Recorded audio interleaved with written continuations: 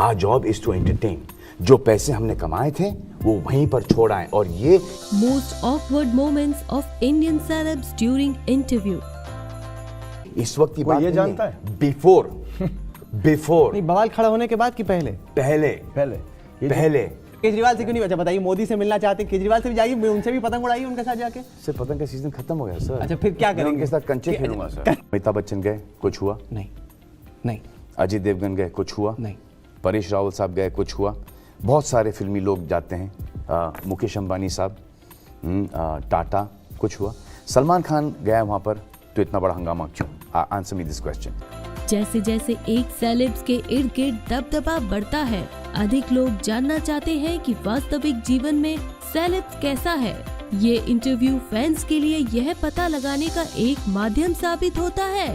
अगर बुरी फिल्म होगी ना तो उसमें से हजारों खामियां दिखेंगी, लेकिन अगर वो ऑडियंस को इंगेज करके रखती है तो आप ये, अगर होगा भी एजेंडा ना, तो आपको समझ में नहीं आएगा, कहानी ही याद रहेगी कि उनके पसंदीदा अभिनेता कैसे हैं। Very frequently we see a scene that for some stupidity of a boy, a girl gives a slap.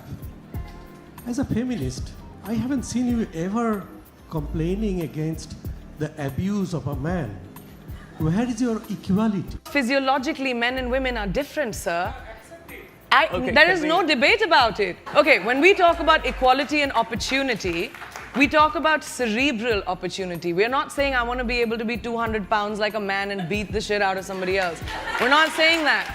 We're saying you get the ability to get the job, to be the CEO, and nobody questions when you're driven at 50 and have 3 children how you're managing it all. Don't question me. हालांकि कभी कभी ये प्रश्न एक ही समय में प्रफुल्लित करने वाले और अजीब हो सकते हैं। फिर कभी कभी सेलेब्स के पास खुद ब्रेन फार्ट मोमेंट्स होते हैं। इस तरह की स्थितियों में इन साक्षात्कारों की क्लिप सोशल मीडिया पर हफ्तों और कभी कभी महीनों तक मीम पेजों पर घूमती रहती है। यहाँ हमने ऐसे इंटरव्यूज की एक लिस्ट तैयार की है। नंबर 1, जब राजीव मसन के गोलमेज सम्मेलन में भाई भतीजावाद पर बोलते हुए अनन्या पांडे को कुछ ठीक नहीं लगा। फिल्म समीक्षक राजीव मसन के साथ एक नवागंतुक के गोलमेज वीडियो सत्र के बीच अनन्या पांडे ने यह कहते हुए भाई भतीजावाद को संबोधित किया कि स्टार किड्स का भी उद्योग में संघर्ष है। जिस तरह से उन्होंने इस सवाल को हैंडल किया उससे लोग नाराज थे। सिद्धांत चतुर्वेदी ने तुरंत जवाब दिया कि भले ही स्टार किड्स को संघर्ष करना पड़े, लेकिन वे लोग उन लोगों के संघर्षों की तुलना में अपेक्षाकृत सरल होते हैं जिन्हें खरोच से शुरू करना पड़ता है। इसके चलते गली बॉय के सिद्धार्थ चतुर्वेदी ने एक ही लाइन के साथ पूरे तर्क को समाप्त कर दिया, जिसे सोशल मीडिया पर कई लोगों ने साझा किया। नंबर 2, जब टाइम्स नाउ की एंकर नविका कुमार ने सैफ अली खान से पूछा कि क्या तैमूर दर्शकों को फ्लाइंग किस दे सकते हैं, और अभिनेता ने जवाब दिया तैमूर पॉटी कर रहा है।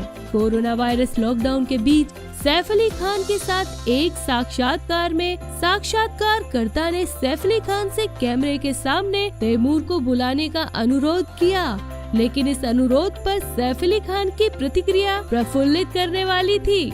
उन्होंने अंत में कहा तैमूर पॉटी पर है, फ्लाइंग किस नहीं दे सकता। एक जवाब जो बहुत ही प्रफुल्लित करने वाला और फिर भी मनमोहक था। नंबर 3, जब दबंग 3 के प्रमोशन के दौरान सोनाक्षी सिन्हा का इंटरव्यू लिया गया था, सोनाक्षी सिन्हा के पास इस बात का कोई जवाब नहीं था कि बॉलीवुड युवा महिला अभिनेताओं के साथ बड़े पुरुष अभिनेताओं को क्यों कास्ट करता है, लेकिन इसके विपरीत नहीं, क्योंकि सोनाक्षी सिन्हा इस तरह के सवाल के लिए तैयार नहीं थी। इसीलिए उन्होंने इसके लिए स्वस्थ दिनचर्या और अच्छे आहार वाले पुरुषों पर दोष मढ़ दिया, जिससे युवा अभिनेताओं के साथ स्क्रीन साझा करते समय वे युवा दिखते हैं। एक ऐसा जवाब जो दर्शकों को पसंद नहीं आया और जिसका कोई मतलब नहीं था। नंबर 4, करण जौहर के साथ कंगना रनौत का इंटरव्यू।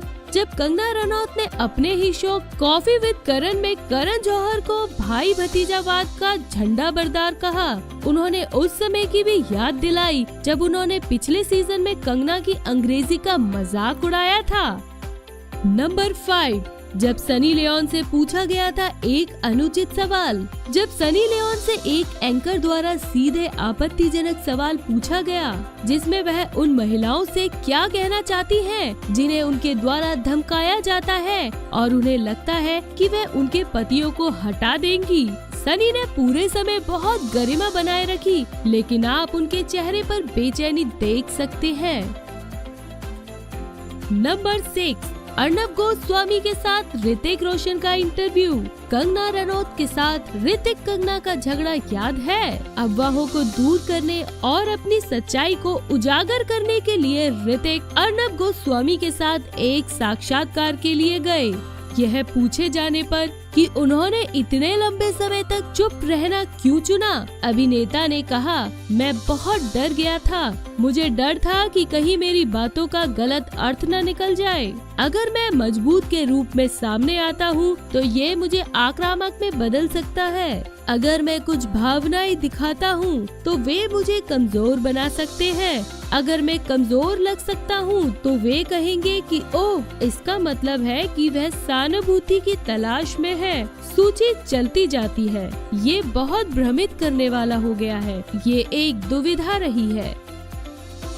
नंबर 7, शिल्पा शेट्टी और चेल्सी हैंडलर का ये इंटरव्यू आपको सच में अजीब लगेगा। चेल्सी हैंडलर अपने शो चेल्सी के दूसरे सीजन के लिए भारत आई थी।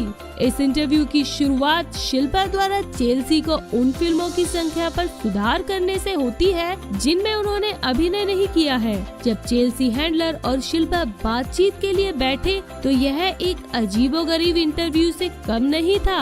ऐसा नहीं लगता है कि साक्षात्कार के दौरान दोनों पक्षों में से किसी एक को एक दूसरे से बात करने में मजा आया।